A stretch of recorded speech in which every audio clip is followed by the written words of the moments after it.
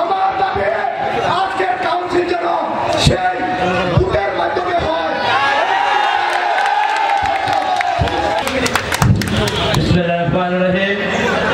বাংলাদেশ জাতীয়তাবাদী দল তারা উপজেলা শাখা কর্তৃক আয়োজিত আজকের এই দ্বিবার্ষিক সম্মেলনের সম্মানিত সভাপতি উপস্থিত বাংলাদেশ জাতীয়তাবাদী দল কিশোরগঞ্জ জেলা শাখার সম্মানিত সভাপতি শরীফুল আলম শরীফ ভাই এবং সাধারণ সম্পাদক মাজুল ইসলাম মাজুল ভাই এবং কিশোরগঞ্জ সদর উপজেলার সম্মানিত সভাপতি খালিদ সাহেবুল্লাহ সুবহান ভাই এবং সাধারণ সম্পাদক হাজী ইসমাইল ভাই।